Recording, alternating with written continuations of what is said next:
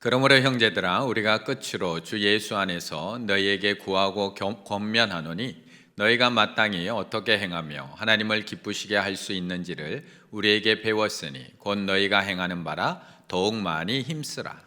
우리가 주 예수로 말미암아 너희에게 무슨 명령으로 준 것을 너희가 아느니라.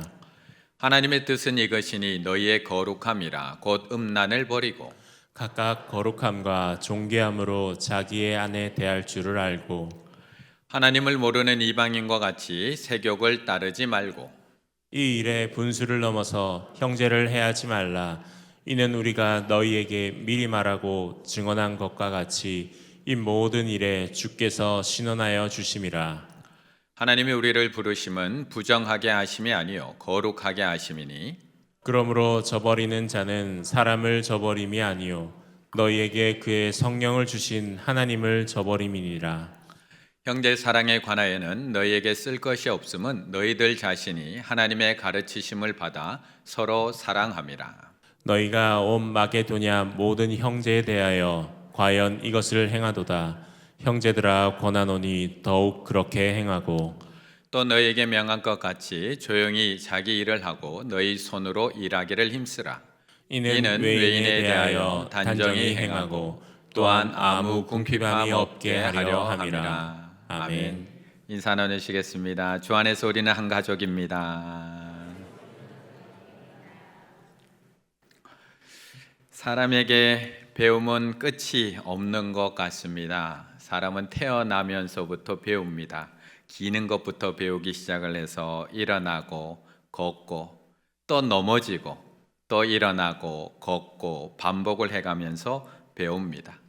아빠, 엄마라는 단어를 배우기 시작을 하고 글을 배우기 시작을 합니다. 인사하는 법을 배우고 사이좋게 노는 법도 배웁니다.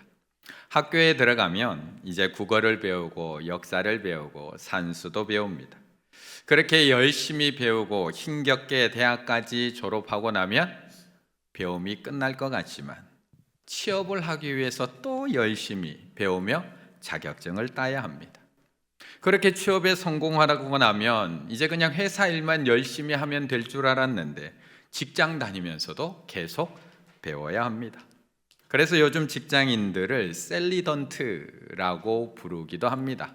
직장이라는 셀러리맨과 학생이라는 스튜던트를 합쳐서 셀러던트라고 부르기도 합니다. 직장을 다니면서도 외국어도 배워야 하고요, 컴퓨터 활용도 배워야 하고요, 또 그래픽 기술도 배워야 하고요. 계속해서 바뀌는 기술을 따라잡기 위해서 배움을 멈출 수가 없습니다. 그럼 직장까지 다 은퇴하고 나면 이제 배울 게 없을까? 안 배워도 될까? 요즘 노인복지관에서 가장 인기 있는 강의가 있다고 합니다. 그 강의가 뭐냐 하면 키오스크 사용법입니다. 키오스크 사용법, 무인 주문 단말기 사용법 강의가 가장 인기 있다고 합니다. 식당을 가나 관공서를 가나 어디를 가도 사람이 우리를 맞이하는 것이 아니라 키오스크가 우리를 맞이해 줍니다. 사람은 찾아도 보이지도 않습니다. 주문하려고 보면 무인 단말기 가서 눌러서 음식을 주문해야 합니다. 잘 보이기라도 하면 좋을 텐데 왜 이렇게 안 보이는지 모르겠습니다. 거기다가 이렇게 아무리 봐도 눌러야 할 것도 왜 이렇게 많은지 모르겠습니다. 거기다가 뒤에서 기다리는 사람이라도 한 명 있으면 손이 벌벌 떨리기 시작을 합니다. 어디부터 눌러야 될지 모르겠습니다. 에이, 안 먹어 하고 나옵니다. 그래서 요즘 이 키오스크 사용법 강의가 어르신들 사이에서는 가장 인기가 있다라고 이야기를 합니다.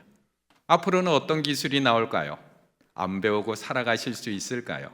우리는 계속 배워야 합니다. 그런데 한편으로 가만히 생각을 해보면 이런 바뀌는 것들, 발전하는 기술들은 우리가 배워야 하지만 정말 중요한 것들, 우리가 인생을 살아가면서 꼭 필요한 것들은 우리가 사실 이미 다 배웠다는 것입니다. 시대에 따라서 기술은 바뀌지만 그것들은 하나하나 배워 나가야 되지만 정말 중요한 것들, 우리가 인생을 살아가며 꼭 알아야 하는 것들, 꼭 지켜야 하는 예의들, 꼭 지켜야 하는 룰들은 우리가 이미 유치원에서부터 다 배워오고 있다는 것입니다. 그렇다면 우리의 신앙은 어떨까요? 나날이 변해가는 시대, 나날이 악해져가는 시대 속에서 우리가 믿음 안에서 어떻게 살아가야 할지를 몰라서 못 살고 있는 것일까요? 아니면 이미 알고 있음에도, 이미 배웠음에도 불구하고 안 살고 있는 것일까? 1절의 말씀 같이 한번 읽어보겠습니다. 1절입니다. 그러므로 형제들아, 우리가 끝으로 주 예수 안에서 너희에게 구하고 권면하노니 너희가 마땅히 어떻게 행하며 하나님을 기쁘시게 할 수 있는지를 우리에게 배웠으니 곧 너희가 행하는 바라 더욱 많이 힘쓰라. 아멘.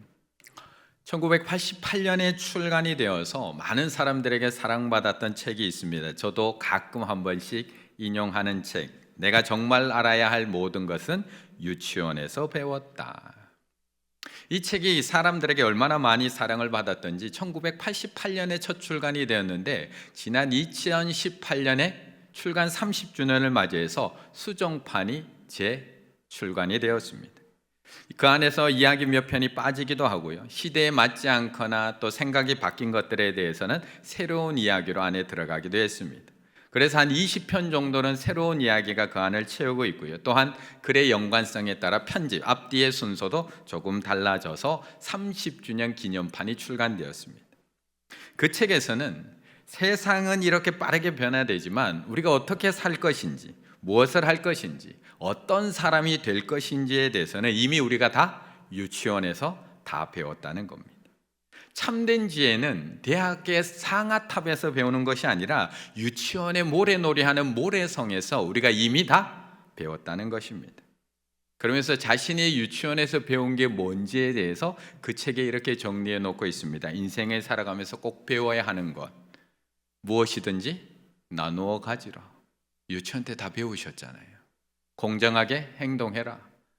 남 때리지 마라. 사용한 물건 좀 제자리에 좀 갖다 놔라. 자신이 어질픈 것 자신이 치워라. 내 것 아니면 가져가지 마라. 다른 사람 아프게 했으면 미안하다고 말해라. 음식 먹기 전에 손 좀 씻어라. 손 좀. 변기 사용한 뒤에 물 좀 내리세요. 물 좀. 균형 잡힌 생활을 해라. 매일 공부도 하고 생각도 하고 그림도 그리고 노래도 부르고 춤도 추고 놀기도 하고 일도 해라. 매일 오후에 낮잠 좀 자라. 밖에서 차 조심하고 옆 사람과 손잡고 같이 움직여라. 하나님께서 만들어주신 자연을 보며 경이로움을 느껴라. 옆에 분하고 인사 나누시겠습니다. 앞으로 손잡고 삽시다. 손잡고 삽시다. 유치원에서 다 배운 겁니다. 유치원에서. 우리는 유치원에서 이미 다 배웠습니다.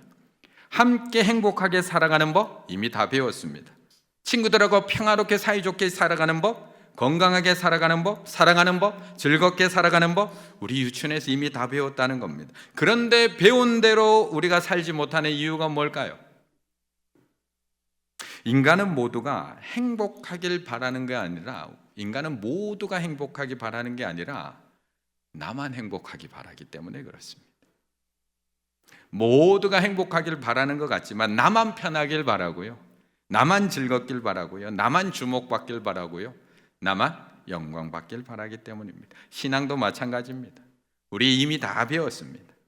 어려서부터 배우셨고요, 커가면서 교회에서 다 배우셨고요, 매주 지금도 말씀 들으면서 다 배우고 있습니다. 우리가 마땅히 어떻게 행해야 하는지, 어떻게 하나님을 기쁘시게 해드릴 수 있는지, 데살로니가 교인들은 사도 바울에게 배웠지만 우리도 예수님께 배웠습니다. 그런데 그렇게 살지 않습니다. 그렇게 살려고 힘쓰지 않습니다. 왜요? 그것이 나의 삶의 목적이 아니기 때문에 그렇습니다. 내가 기쁘게 사는 것이 목적이지 하나님이 기쁘게 사는 게 목적이 아니기 때문에 그렇습니다. 내가 기쁘게 사는 게 목적이지 하나님이 기쁘게 사는 게 목적이 아니라서 그렇습니다. 예수님이 하늘 보좌를 보시고 이 땅에 오신 목적이 무엇일까요? 예수님이 이 잔을 나에게 옮겨달라고 기도했지만 결국 십자가를 지신 이유가 무엇일까요? 예수님의 목표는 분명했습니다. 요한복음 8장에 보면 이렇게 얘기합니다. 나는 항상 그가 기뻐하시는 일을 행함으로, 나는 항상 그가 기뻐하시는 일을 행함으로 하나님이 나를 혼자 두시 아니하셨느니라. 예수님의 목표는 분명합니다. 내가 기뻐하는 일을 한다면 십자가 질 수 없습니다. 하나님이 기뻐하시는 일을 선택했기 때문에 그 길을 걸어가십니다. 사도 바울의 목표는 달랐을까요? 사도 바울은 자신의 기쁨을 위해서 저렇게 하고 지금 복음 전하고 다닐까요?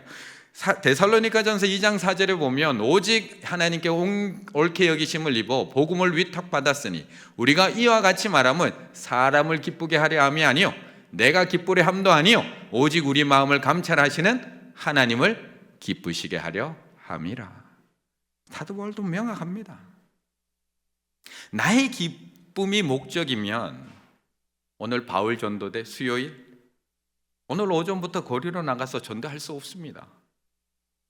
내 기쁨이 목적이면 그냥 집에서 편하게 쉬는 게 훨씬 더 기쁩니다. 그냥 좋아하는 음악 틀어놓고요, 좋아하는 음식 만들어 놓고요, 내가 좋아하는 사람들만 불러서 같이 음식 먹으면 내가 싫어하는 사람 뒷담화하면 그만큼 행복한 게 없습니다. 나의 기쁨이 목적이라면 이 시간에도 나올 필요 없습니다. 힘들게 회사 생활하고 퇴근할 때가 되면 갈등이 시작됩니다. 교회로 가야 되나 집으로 가야 되나, 하나님도 나의 이 피곤함을 아실 텐데 집으로 가야 되나 교회로 가야 되나, 온라인 예배도 드려도 되는데 하나님 다 이해해 주실 텐데 쉴까? 그런데 성경은 끊임없이 우리에게 말씀해 주십니다. 에베소서 5장 10절, 주를 기쁘시게 할 것이 무엇인지 시험하여 보라. 너희는 이 세대를 본받지 말고 오직 마음을 새롭게 함으로 변화를 받아 하나님의 선하시고 기뻐하시고 온전하신 뜻이 무엇인지 분별하도록 하라. 우리는 어떻게 하나님을 기쁘시게 할 수 있는지 이미 배웠습니다.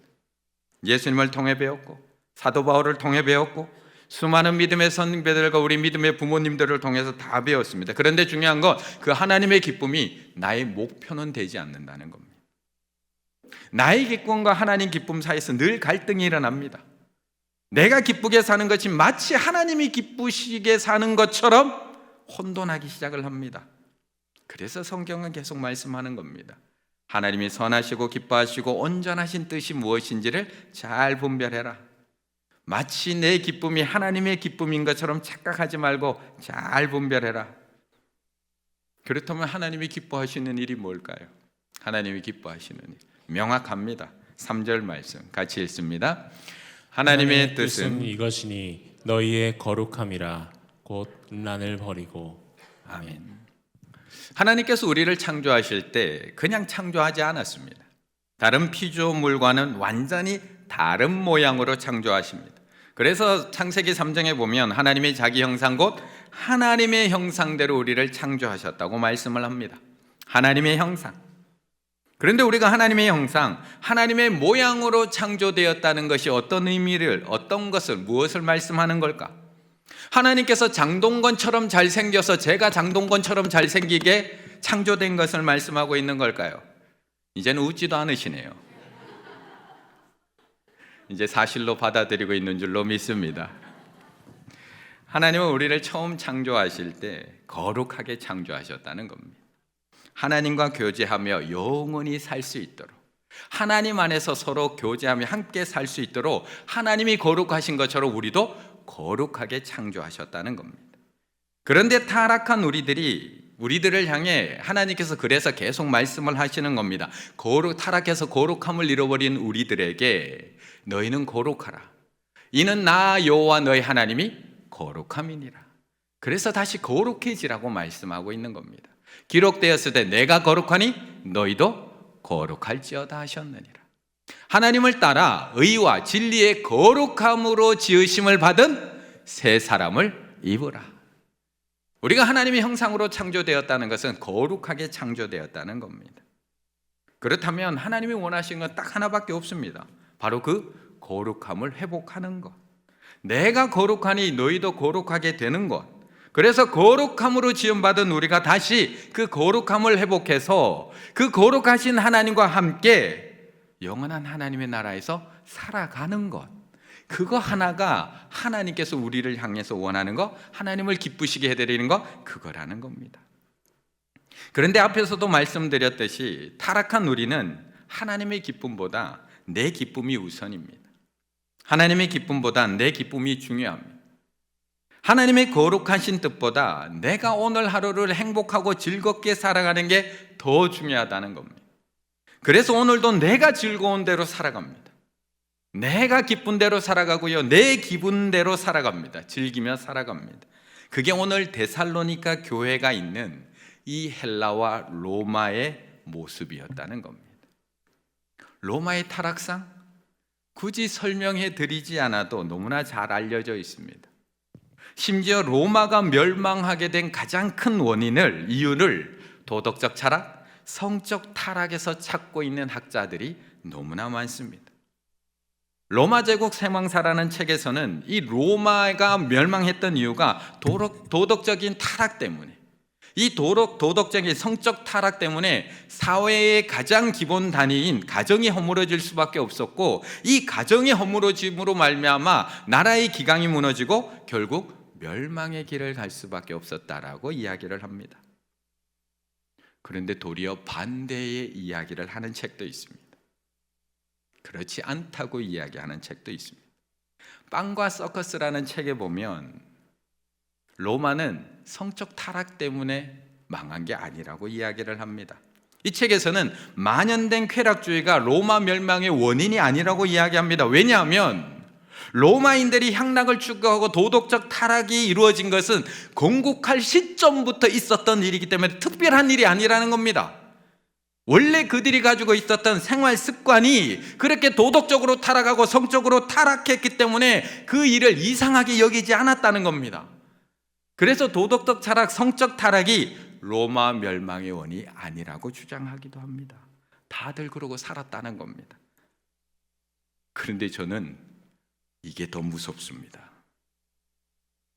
이게 더 무섭습니다. 로마인들의 향락 추구가 이미 건국할 당시점부터 당연한 생활 습관으로 당연한 것처럼 받아들여졌다. 그래서 거기 로마 살던 사람들은 이런 성적 타락을 아무도 이상하게 여기지 않았다. 지금 본문에 나오는 이 데살로니가 교회의 모습이기도 하지만 오늘을 살아가고 있는 우리들의 모습이기도 하기 때문에 더 두렵습니다. 요즘 TV를 틀면 선정적인 장면은 너무 자연스럽습니다. 예전에는 애들하고 같이 보고 있다가 그런 장면 나오면 애들 보고 눈을 가리라고 하든지 들어가 자라고라고 하는데 이제는 애들이 더 잘합니다. 이제는 TV에서 동거 그냥 일반 프로그램입니다. 낙태, 동성애 그냥 자연스럽게 우리가 받아들여주게 만들고 있습니다. 몇 년 전에 심각하게 문제가 되었던 엠번방 사건, N번방 1번방부터 8번방까지 있습니다. 근데 각 방의 가입비가 다 다릅니다. 수십만 원대부터 시작해서 수백만 원의 가입비를 내야지 그 방에 들어갈 수 있습니다. 그런데 그 회원이 몇 명이었는지 기억하시나요? 30만 명. 그 방의 남자 회원이 30만 명. 오늘 우리가 로마나 고린도나 데살로니가보다 낫다라고 과연 이야기할 수 있을까? 데살로니가 교회 믿음 없던 교회가 아닙니다. 데살로니가전서 1장 8절 주의 말씀이 너에게로부터 마게도냐 아가야에만 들릴 뿐 아니라 하나님을 향하는 너의 믿음의 소문이 각 처에 퍼졌으므로. 믿음의 소문까지 난 교회입니다. 믿음이 있는 교회입니다. 다른 지역에 넘어까지 믿음의 소문 나 있습니다. 그런데 사람들의 도덕적 타락이 이상하지 않습니다. 성적 타락이 크게 문제되지 않습니다. 그러려니 합니다. 왜요? 다들 그러고 사니까. 도리어 성경적 기준으로 이상하게 여기면 이야기하는 사람이 더 이상해집니다. 우리는 아닐까요? 우리 분명히 믿음 있습니다. 그 교회 사람들 믿음 좋아. 충일교회 사람들 주일날이면 모여서 예배드리고 구역 모임하고 성교학교하고 성경도 하루에 석 장 7장씩 읽고 수요일에는 전도대가 나가서 전도도 하고 믿음 좋아. 아직 우리 교회가 서울까지는 소문나지 않았지만 그래도 주변에는 좋은 소문이 전해지고 있습니다. 그런데 사람들의 도덕적 타락은 이상하게 여기지 않습니다. 교회에서만 잘하면, 교회에서만 거룩하면, 성적 타락, 직장에서 문제 크게 이상하게 여기지 않습니다. 다들 그러고 사는데 뭐, 요즘 시대가 그런데 더 심한 사람들도 많은데 뭐, 도리어 도덕적, 성경적 기준, 하나님의 뜻을 이야기하면 말하는 우리가 꼰대가 되고요, 이상한 사람이 되고요, 이 시대를 모르는 사람이 되어가고 있다는 겁니다. 그러다 보니 교회에서는 누가 봐도 거룩한 사람인데 세상에서는 다른 사람들과 조금도 구별되지 않는, 조금도 다를 바 없는 똑같은 사람으로 살아가고 있다는 겁니다. 그래서 오늘 하나님은 이 믿음의 소문이 나 있는 우리들에게 교회 안에서만 거룩한 것이 아니라 너희의 삶의 자리에서, 너희의 삶의 자리에서 구별된 삶, 거룩한 삶, 하나님을 기쁘시게 해드리는 삶을 살라고 말씀하고 있는 겁니다. 8절의 말씀 같이 읽습니다. 8절입니다. 그러므로 저버리는 자는 사람을 저버림이 아니요 너희에게 그의 성령을 주신 하나님을 저버림이니라. 아멘. 하나님의 뜻은 분명합니다. 우리가 항상 하나님의 뜻을 잘 모르겠다고 이야기해서 그렇지, 하나님은 단 한 번도 애매하게 말씀하신 적이 없습니다. 내가 거룩하니 너희도 거룩하라, 분명하게 말씀하십니다. 하나님의 뜻은 항상 분명했고 오늘도 우리에게 분명하게 말씀합니다. 요한복음 6장 39절, 나를 보내신 이의 뜻이 분명합니다. 항상 기뻐하라, 쉬지 말고 기도하라, 범사에 감사하라, 이것이 그리스도 예수 안에서 너희를 향하신 뭐라고요? 하나님의 뜻이니라. 분명합니다. 오늘 본문, 하나님의 뜻은 이것이니, 언제 애매하게 말씀하셨나요? 너의 거룩함이라, 곧 음란을 버리고, 분명하게 말씀하십니다. 한 번도 하나님의 뜻은 애매한 적이 없습니다. 그런데 우리가 우리의 기쁨과 즐거움을 위해 항상 애매하게 만드는 겁니다. 타협을 하는 겁니다. 시대적 차이로 만들어가니 그건 성경적 시대 이야기고 이건 오늘날이고, 시대적 차이로 만들어버립니다. 그런데 이런 행동들은 단순히 우리가 한 가지 죄를 짓는 것이 아니라 하나님을 저버리는 행동, 하나님을 거역하는 행동이라고 오늘 본문에서 이야기하고 있는 겁니다. 우리가 봐도 다들 그렇게 삽니다. 안 그러신가요? 모두 그렇게 삽니다. 내 친구도 그렇게 살지 않나요? 어떤 교수님도 그렇게 살지 않나요? 어떤 사장님도 그렇게 살지 않나요? 심지어 어떤 목사님도 그렇게 살지 않나요? 다 그렇게 삽니다. 저도 목사님 기사들 뜰 때마다 저도 뜨끔뜨끔합니다. 하지만 다 그렇게 산다고 해서 하나님의 자녀인 우리는 그렇게 살면 안 된다는 겁니다. 5절, 하나님을 모르는 이방인같이 그들하고 똑같이 세욕을 따르지 말고 구별되라는 겁니다. 똑같이, 다들 그렇게 산다고 똑같이 살지 말고 구별되고 거룩하라고 말씀하고 있는 겁니다. 우리의 판단 기준은 사람이 아니라는 겁니다. 사회적으로 저명한 사람이 그렇게 해서 나도 그렇게 해서 되는 게 아니라는 겁니다. 선진국이 그렇게 한다고 해서 우리도 똑같이 그렇게 해서 되는 게 아니라는 겁니다. 다수결 원칙으로 많은 사람들이 그렇게 산다고 해서, 데살로니가 도시 전체가 그렇게 산다고 해서 그렇게 사는 게 아니라는 겁니다. 하나님의 뜻이 그렇지 않다면 하나님의 뜻을 거역하고 저버리는 행동을 해서는 안 된다 말씀하고 있는 겁니다. 그런데 오늘 그 본문에서는 그 구별됨의 현장이 교회를 넘어서 가정과 직장이라고 말씀하고 있는 겁니다. 4절, 각각 거룩함과 존귀함으로 자기의 아내를 대할 줄 알고, 가정에서 이렇게 구별되게 살아가라는 겁니다. 11절, 직장에서 말씀하고 있습니다. 또 너희에게 명한 것 같이 조용히 자기 일을 하고 너희 손으로 일하기를 힘쓰라. 먼저 가정에서 거룩하라고 말씀하고 있는 겁니다. 구별되라고 말씀하고 있는 겁니다. 데살로니가 도시 사람들이 다 성적으로 타락하고 음란을 저지르고 아무 여자나 만나고 즐기고 자기가 기쁜 대로 살아가도 너희는 구별되라는 겁니다. 거룩하라는 겁니다. 하나님이 짝지어 주신 그 아내를 거룩함과 존귀함으로 대할 줄 알라는 겁니다. 이것이 하나님을 거역하지 않는 일이고 이것이 하나님을 저버리지 않는 믿음의 삶이라고 말씀하고 있는 겁니다. 더불어서 너희 손으로 일하기를 힘쓰라. 직장에서 나태하지 말라고, 게으르지 말라고 말씀하고 있는 겁니다. 지금도 그렇지만 당시 헬라 로마 문화권에서도 육체적 노동은 천시 여기던 일이었습니다. 그래서 힘들고 어려운 일은 늘 노예와 종들이 담당합니다. 거기다가 데살로니가 교인들이 잘못 가지고 있었던 재림신앙, 예수님께서 곧 오실 건데 일할 필요가 뭐 있어? 예수님 오시고 나면 내가 무슨 직장 가지고 열심히 일하면 무슨 소용이 있어? 아무 의미 없지. 주의 재림을 기다리면서 일하지 않고 있었던 사람들, 마치 이단에 빠져서 14만 4천 명만 채우면 이제 우리는 하나님 나라 갈 텐데 일할 필요가 뭐 있어라고 하면서 학교도 그만두고 직장도 다니지 않는 게으름에 빠져 있는 그들에게 말씀하고 있는 겁니다. 그래서 사도 바울은 이어지는 데살로니가 후서에서도 똑같은 말씀을 하고 있는 겁니다. 우리가 들은즉 너희 가운데 게으르게 행하여 도무지 일하지 아니하고 일만 만드는 사람, 일을 만들기만 하는 사람들이 있다하니 이런 자들에게 우리가 명하고 주 예수 그리스도 안에서 권하기를 똑같습니다. 조용히 일하여 자기 양식을 먹으라 하노라. 이것은 단순히 게으름의 죄가 아니라는 겁니다. 이것은 단순히 나태함의 죄가 아니라는 겁니다. 분명히 하나님께서는 열심히 살라고 이야기하셨습니다. 엿새 동안은 힘써 내 모든 일을 행하라고 말씀하셨습니다. 왜요? 11절, 이는 엿새 동안에는 나 여호와가 하나님도 일하셨다는 겁니다.